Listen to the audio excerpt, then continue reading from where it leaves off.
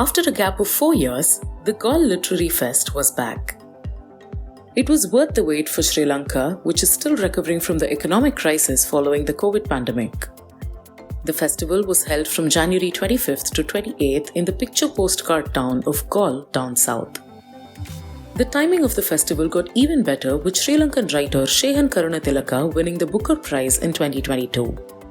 According to Karunatilaka, the festival is a sign that the country is rebuilding itself. What a turbulent history we've had. We had the Easter attacks, the constitutional crisis, the pandemic, and then the economic collapse and everything that followed that. So I think this is a positive sign that Sri Lanka is slowly rebuilding. There's a lot of rebuilding to be done. Galle Fort's been alive, the sun's been out, and we've had some really stimulating conversations and lots of readers here. So I think it's a positive step. The festival's venue, the Galle Fort, had scores of foreign and local tourists during the weekend of the Literary Fest. The fort, a favourite tourist spot, was built by the Portuguese in the 16th century and fortified by the Dutch in the 17th century. In its eclectic itinerary, this edition of the festival sought to showcase the island's history not only in the literary space, but also in food and the arts. Festival director Giselle Harding says putting together a literary festival after a break wasn't easy. Of course, we're not starting from scratch, so people are familiar with the literary festivals, which is a great head start to things. But there are things which we are starting from scratch on. For example, we don't have the same team. A lot of people have moved on,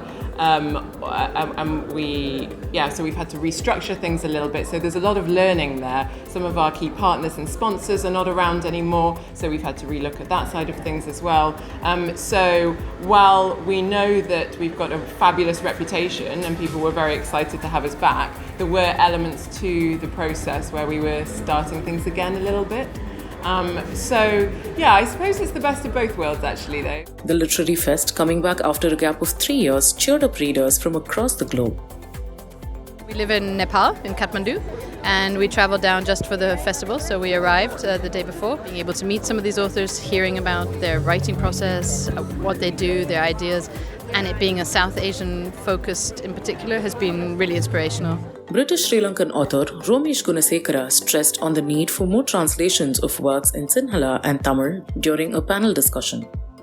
There's been a blossoming of writing, but it's also important, I guess, to remember that here in Sri Lanka there's writing in English, but there's also writing in Tamil and in Sinhala, and in those other two languages, I think there has also been a huge flowering of writing. When I was writing, it seemed there had been other English language writing in Sri Lanka, but hardly any with an international range, and that has changed. And I think it's also helped by the readership growing. There's more people reading, and there's more people reading. It's very vibrant in Sinhala and in Tamil, I think, and it's growing in English. When planning for this edition, Giselle says the emphasis was on providing something for everyone. And we don't want to position Galle as a sort of too highbrow and snobbish, because we've got quite a diverse audience here. We've always achieved that and done quite well. That was really important to us when we were putting together the programme.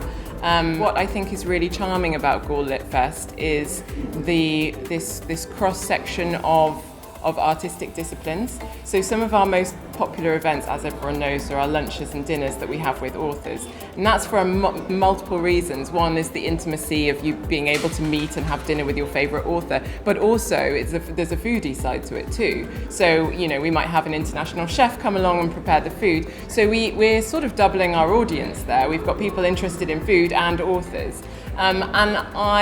We wanted to try a few more of those events as well, where we have two different creative disciplines, whether it's tea and poetry, for example, is one. We do daily tea and poetry, which is really nice. But I think we'd like to take it forward in a way that we, explore that even more. Spoken word, perhaps, theatre, music, and combining different creative disciplines with literature as well. We've obviously got the art trail, which does that too, which is a big part of the programme. So so I would say those are the two sides of programming and the direction that we would like to take it forward in. And both, I think, have worked really well this year.